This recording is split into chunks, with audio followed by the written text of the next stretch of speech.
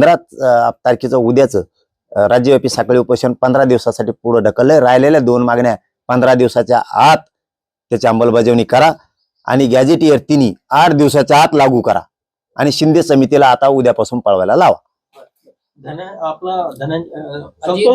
संतोष देशमुख प्रकरणामध्ये धनंजय मुंडे यांच्याबाबत काल बैठक झालेली आहे। अजित पवार, सुनील तटकरे हे सगळे उपस्थित होते। धनंजय मुंडे सुद्धा बैठकीला उपस्थित होते आणि धनंजय मुंडे समोरच अजित पवारांनी संतोष देशमुख प्रकरणाबाबत अशी भूमिका घेतली, जोपर्यंत धनंजय मुंडे यांच्या बाबतीत ठोस पुरावे मिळत नाही तोपर्यंत त्यांच्यावर कोणतीही कारवाई। अरे मला एक अजित दादांची एक गोष्ट कळत नाही, सरकारची कळत नाही, मुख्यमंत्र्यांची एक गोष्ट कळत नाही। एवढा वास सुटलाय रे, रोज एक प्रकरण निघत, इतका वास सुटलाय, तुम्हाला दिसतच नाही का ते?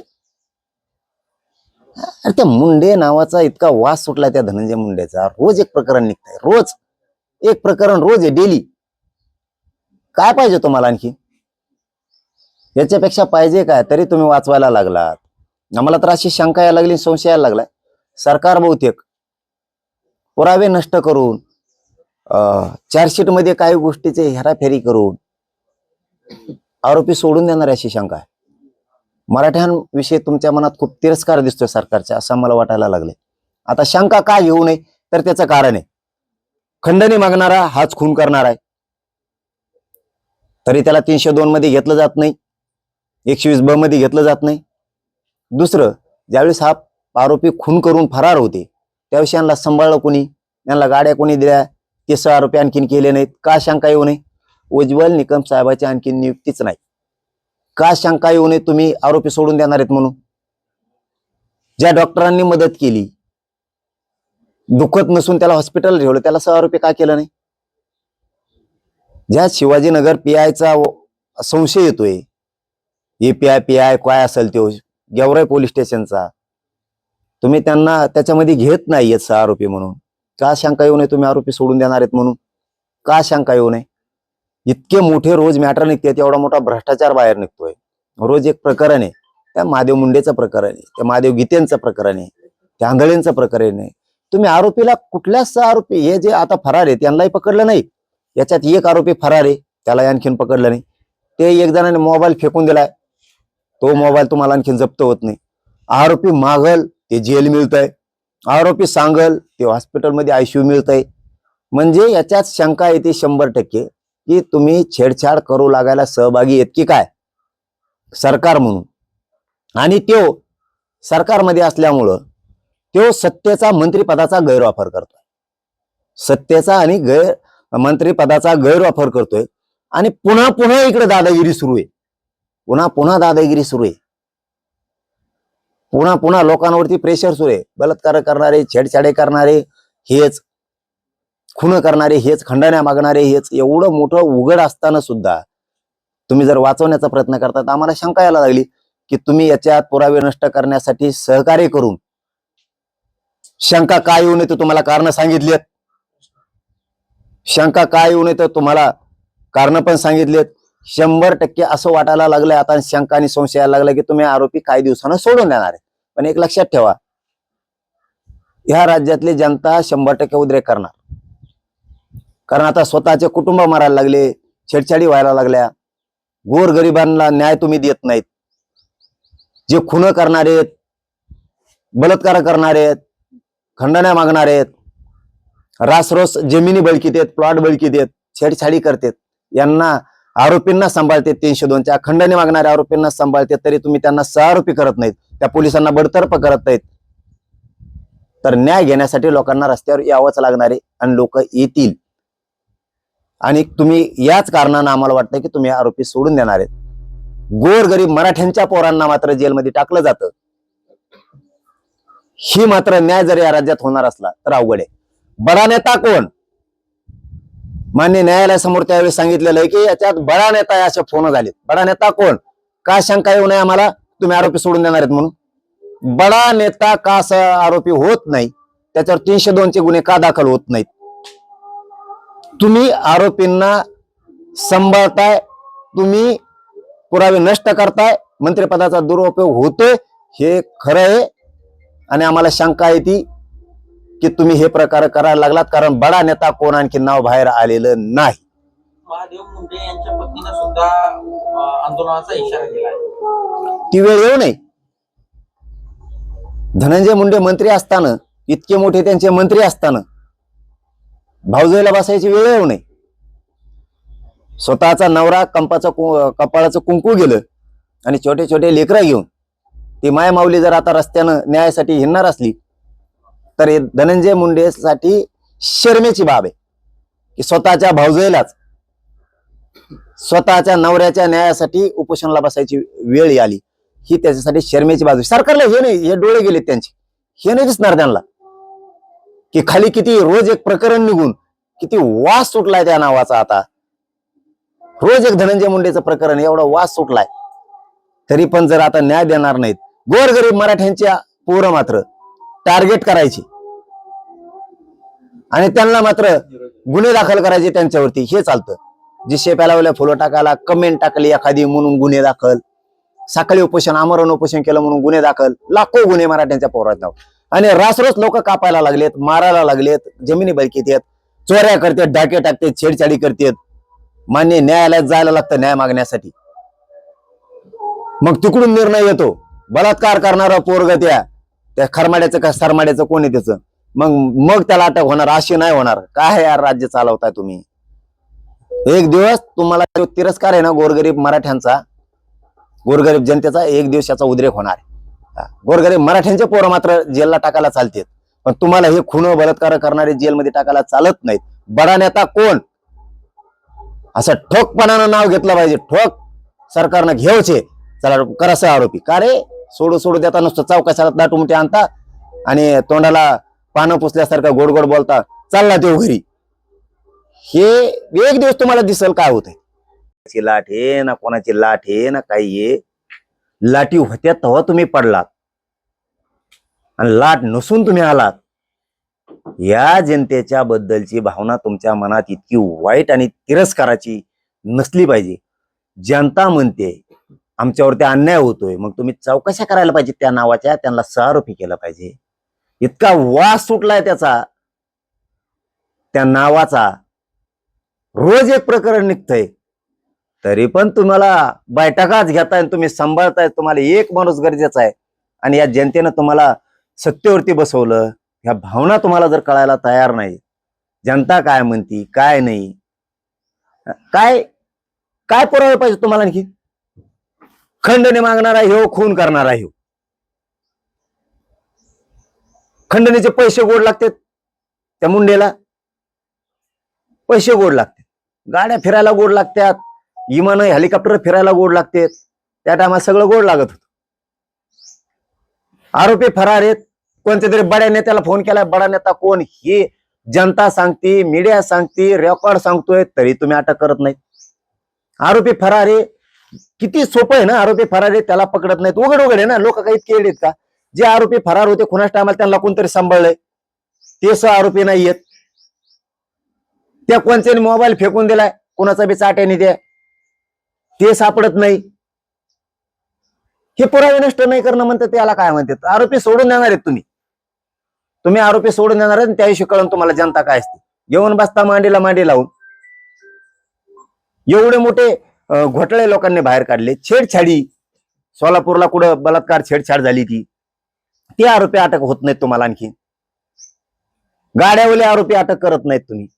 कोणत्या पोलिसांनी साथ दिली, त्यांचे धनाधन सीडीआर काढून कॉल डिटेल काढून त्यांना जेलात टाकत नाहीत तुम्ही. गोरगरीब मराठ्यांच्या मागे लागत आहे तेवढे, हे दिसत नाही. तुमचे डोळे गेलेत. हे चालल्याला नंगाना अशी गुंडगिरी, दादागिरी, हे तुम्हाला दिसत नाहीये. गोरगरीब मराठ्यांचे लेकर, या राज्यातल्या मराठ्यांच्या लेकरांचा टाव आरक्षणासाठीचा हा दिसत नाही तुम्हाला. तिकडे जेलमध्ये टाकायला चालत नाही. ही तुझ्या भावाची वागणूक एक दिवस तुम्हाला खूप अडचणीत आणणार आहे. मनात लोकांच्या सरकारविषयी चीड निर्माण व्हायला लागली, ती होऊन देऊ नका. लक्षात ठेवा. आता बहाणेबाजी बंद करा. आरोपी एक सुटू देऊ नका. आहे ते धरा. कोण बडा नेता आहे त्याचं नाव काढा परदेशी बाहेर. उज्ज्वल निकम साहेबाची नियुक्ती करा. नुसते लोकांना गोड गोड बोलू नका. लोकांना सगळं करताय, तुम्ही फसवायला लागलात. संयमाला काहीतरी सीमा असती आणि आमचा संयम सुटू देऊ नका. आरक्षणाबद्दल पण आणि संतोष भाई देशमुखांच्या संदर्भात पण, सोमनाथ सूर्यवंशी यांच्या संदर्भात पण आणि वाकोडे बाबांच्या संदर्भात पण लक्षात असू द्या. महादेव मुंडेंच्या पत्नी एसपींना भेटल्या, त्यांना सुद्धा न्याय भेटत नाही. त्यांनी आता उपोषणाचा इशारा दिलेला आहे. काय म्हणाल, गरज पडली तर तुम्ही त्यांच्या पाठीशी राहणार? का नाही राहणार? 100% त्यांच्या पाठीशी उभा राहणार. त्यांना जर मदतीची सहकार्याची आवश्यकता असेल तर 100% उभा राहणार. हे नाही दिसणार त्यांना त्या 2-2 तास बैठका काय घेते. ते सगळ्या दुनियाचे खंडाण्याखोर संभळितो ते धनंजय मुंडे. बलात्कार करणारे, छेडछाडी करणारे, खंडाने मागणारे. स्वतःच्याच भाऊजेला आता वेळ आली उपोषणला बसायची. महादेव मुंडेंची बायको स्वतःच्याच भाऊजेला वेळ आली आता, स्वतःचा नवरा मरून सुद्धा. अरे सौभाग्याचा तिचा कुंकाचा तरी विचार कर रे. इतका उतळ माज नाही पाहिजे कधी. सरकार त्यांचं बैठक घेतं, ते कचा असेल लगेच चौकशा नाही लावणार का? ते महादेव मुंडे पासून जेवढे ते खून झालेत, ते आंधळेंपर्यंत, त्याच्यानंतर तो गीतेंपर्यंत, हे गीते आता महादेव गीते कोणीतरी मध्ये जेलमध्ये, सरकारने फटदिशी यासाठी नेमायला पाहिजे. सीबीआयची पण नियुक्ती केली पाहिजे, ईडीची पण प्रॉपर्टीसाठी केली पाहिजे. तिनेला राईट दिला पाहिजे आणि हे पळवले पाहिजे चौकशा करायला. मग सरकार वा करील, तुमच्या पाठीवर थाप टाकेल ना. नुसते ऐकत येत बोललेले यांना मगरूरपणा अंगात, नुसतं ऐकायचं जनतेचं आणि आपल्या मगरूरपणात नुसतं चालायचं तसंच. ही मगरूरपणा एक दिवस असा भावणार आहे. लक्षात ठेवा माझा शब्द तुम्हाला. सगळा समाज एक दिवस तुमच्यामुळे ज्या ओबीसीवरती अन्याय होतोय, मराठ्यांवरती अन्याय होतोय, त्या वंजारी समाजावर सुद्धा खून करून अन्याय झालाय, हे सगळ्याच्या खादिशी तुटूनच पडणार आहे. तुमच्या मगरुरीचं उत्तर जनता एक ना एक दिवस देणार आहे. त्या बिचारीला उपोषणाला बसायला वेळ नाही आली पाहिजे. ते बडा नेता कोण परत ती विश्वादा. न्याय द्यायचा शिका लवकर. दम्मान देऊ नका. जनतेत रोष झालाय, तुमच्यात तिरस्कार आहे. मुख्यमंत्री आहेत, त्यांच्यात गोरगरिबांविषयी तिरस्कार आहे. त्याला आता तुम्हाला बदलच करायचा नाही, त्याला काय करू शकत नाहीत लोक. पण तिरस्काराची भावना सोडून द्या आणि गोरगरिबांचे काम करा. कारण लाट नसून या लोकांनी तुम्हाला त्या सत्तेवर बसवलंय. धन्यवाद. दादा आपण वाईट करू, वीज गेली पाठीशी तुम्ही उभं राहिला का नाही राहणार? त्यांना जर आपली आवश्यकता असेल, त्यांना जर सहकार्याची गरज आहे, आपण का नाही राहणार? 100% राहणार. पण भाऊजोईला धनंजय मुंडेच्या वेळ ही येऊ नये उपोषणाला बसायची. तिच्या नवऱ्याचा खून कुणी केलाय हे जाहीर व्हायला पाहिजे. जरी तो टोळीचे कार्यकर्ते असले तरी तो जेलला टाकले पाहिजे. तो टोळीचे कार्यकर्ते ती येतोय टोळी. मराठ्याच्या विरोधात कोणी बोललं त्याच्याकडून होती. तो धनंजय मुंडे एवढं ध्यानात ठेव, मराठ्यांच्या विरोधात जो बोलल त्याच्या बाजूने तो टोळी आहे. म्हणजे आमच्या विरोधात जो बोलल तो तुमचा मित्र आहे, तो हा आणि तो टोळीचा. बघा ना तुमची नियत किती खराब आहे. मराठ्यांच्या आमच्या आंदोलनाच्या विरोधात कोणी माणूस बोलला की तुम्ही त्याचे मित्र होताय आणि त्याला पाठबळ देताय. लोकांना सगळं कळतं हे कोण आहेत. जे सपोर्ट करणार आहेत ना, हे कोण आहेत. लोक नाव वाचित आहेत हे कोण आहेत म्हणून. तुम्ही जितकं आमच्या विरोधात बोलणाऱ्याला साथ देताल तितके मराठी धनंजय मुंडेच्या टोळीच्या धनंजय मुंडेच्या मागे लागणार. धनंजय मुंडे तोच टोळी तुला फसवती, आमच्या विरोधात बोलणाऱ्याला तो टोळी साथ देती, म्हणून तो आणखीन खोलात चालला. धनंजय मुंडे ध्यानात ठेव. तो जरी टोळी आमच्या विरोधात लावली ना, त्या टोळीमुळे तू जास्त अडचणीत यायला. त्यांना मजा लागते आता. सपोर्ट घेणाराला पण देणाराला पण. एक ना एक दिवस आम्ही सुद्धा मोकळे होणार आहेत. आमची एवढीच इच्छा आहे. आम्ही ज्याच्या विरोधात बोलतो त्याने आमच्या विरोधात बोलणं योग्य आहे. पण ज्याच्या विरोधात बोलत नाही, जे बळत बोलतायत ना तुम्ही, तुमचा हिशोब होणार एक ना एक दिवस. ध्यानात ठेवा तुम्ही. फक्त आता आम्ही आंदोलनात आहेत त्यामुळे तुमचं सहन करतो. पाटील, माझा शेवटचा प्रश्न आहे की छत्रपती आहे ते अनेक वर्षापासून रखडून आहे. केंद्रात आणि राज्यात दोनही ठिकाणी भाजपचं सरकार आहे. सरदार वल्लभभाई पटेल यांचा पुतळा बनतो, अटल सेतू बनतो, कोस्टल रोड सारखे मोठे प्रकल्प बनतात, पण हा शिवाजी महाराजांचं स्मारक अजून बनत नाही. काय कारण असावं? बरं झालं तुम्ही ते विषय काढला. कारण आता राजे शिवछत्रपतींची जयंती 19 तारखेला येते आणि त्यावेळेस मात्र मोदी साहेबांनी आणि याच फडणवीसने उद्घाटन केलं होतं की शिवस्मारक होईल म्हणून. तुम्हाला रे हिंदू नावाखाली मराठा नावाखाली सत्ता मात्र मराठ्यांकडून चालती आणि देशाचं दैवत या राज्याचं दैवत छत्रपती शिवरायांचं स्मारक उभा करायला वेळ लागतो. तुम्हाला खरंच तुमचा निषेध आहे याबद्दल, कारण राजापेक्षा आम्हाला काही मोठं नाही. ज्या राजांना तुम्ही फक्त मतं घेण्यासाठी अरबी समुद्रात छत्रपती शिवरायाचं स्मारक उभा करू म्हणलं, तुम्ही केलं नाही. मला तर अशी माहिती पण आहे की ते कार्यालय आहे ना, ते आतून सडलंय जणू सगळं. त्याला किडे मुंग्या लागल्यात, काय म्हणतात त्याला, त्याला भुंगे लागलेत आतून. इतकी वाईट परिस्थिती आहे. तुम्ही सरकारने या राज्यातल्या जनतेच्या आणि देशातल्या जनतेच्या भावनेशी जाणून बुजून खेळताय तुम्ही. छत्रपती शिवरायांचं स्मारक या जयंतीपर्यंत उभा राहायलाच पाहिजे होतं, पण तुम्ही केलं नाही. व्हा जागे मराठे, या राज्यातली जनता, देशातली जनता जागे व्हा. यांना फक्त हे मतासाठी इंदू मिलचे भूमिपूजन करणार, अरबी समुद्राचं जाऊन छत्रपती शिवरायांचं भूमिपूजन करणार, हे फक्त नाटक आहे. सावध व्हा, लाडक्या बहिणीसारखे हे नाटक आहेत. मतदान घेऊस तर लाडक्या बहिणीला काय काय आहे, घरात गरज नव्हती. 4 चाकी का 5 चाकी का 15 चाकी ट्रक येते जवळ, का शेतात कामाला जाती. मतदान झालं की लाडक्या बहिणी शोधायला सुरुवात केल्या. मतदान करणारी लाडकी बहीण आणि त्यांच्या पक्षाची लाडकी बहीण पक्षात चालल्या. आता त्यांच्या पक्षाचे मराठे, त्यांच्या पक्षाची लाडकी बहीण तिलाच द्यायचं, बाकीच्या मराठ्यांना नाही. म्हणजे हे दुजा भाव करणारे. मी तर छत्रपती शिवरायांचं स्मारक यांनी आतापर्यंत उभा नाही केलं, फक्त सत्तेत येण्यासाठी मतं घेतले म्हणून यांचा जाहीर निषेध करतो. छत्रपती शिवरायांचं स्मारक इथून पुढच्या काळात तरी आम्ही तुमचं कौतुक करू. तातडीनं उभा करायचं काम करा, त्याचं काम लवकर सुरू करा. देवेंद्र फडणवीस साहेब, तुम्हाला साहेब म्हणतो, पण छत्रपतींचं माझ्या स्मारक उभा करायचं काम सुरू करा लवकर. आणि शिवाजी पार्कला सुद्धा छत्रपती शिवाजी महाराज पार्क असं नाव द्या.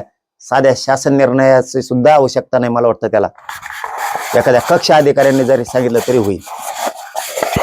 ही एक विनंती आहे, बघा जमतंय का. नसता लोक वळखायला लागलेत. आता विनंती केली तरी तुमची माकड टोळी, तुमच्याकडे एक टोळी आहे फडणवीस नारामला पुढं आमकाच करायला लागला. अरे कौतुक करतो रे केल्यावर, घ्यायचं शिका जरा. माग लागलं पूर्ण मागच लागणार, नाही केलं की 15 दिवसात नाही केलं की सुरू करणार. टोळी जरा बंद करा फडणवीस साहेब. लयच वळवळ करते ती, लयच खायला घातलं का गण तिला, कुत्र्याला खायला घातल्यावर तेव्हाच पुटकून येते मधीच, ती मधीच पुटकून येते, दमच धरीत नाही. अशी वातल्या आळीसारखी वळवळ करते. तुमच्याकडे पण एक टोळी आहे.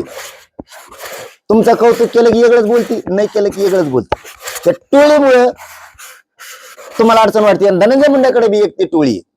त्याला कोणी प्रकरणावर बोललं मस्ता जोगच्या की ते आमच्या विरोधात बोलणाऱ्या सपोर्ट करते, आणि आमच्या विरोधात बोलणाऱ्याला असं वाटतं मग आपल्या मग लयच पब्लिक आहे.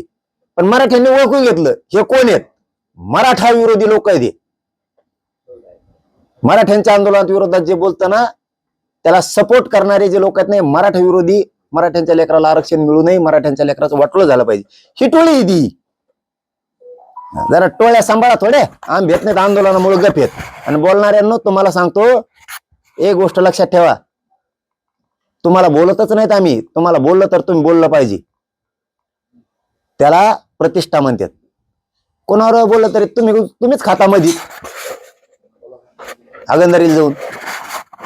हो ना, आम्ही बोलतो कोणाला, तुम्ही मधीच काय सुरू करता कोणाचं बी.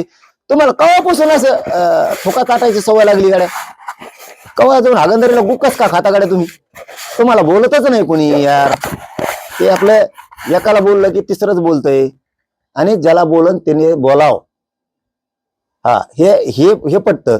पण एक पण गोष्ट लक्षात ठेवा, इथून पुढं गोरगरिबांच्या कल्याणासाठी काम करतो, त्यांना आरक्षण मिळवून देण्यासाठी काम करतो म्हणून तुम्हाला उत्तर देत नाहीत, गप येत.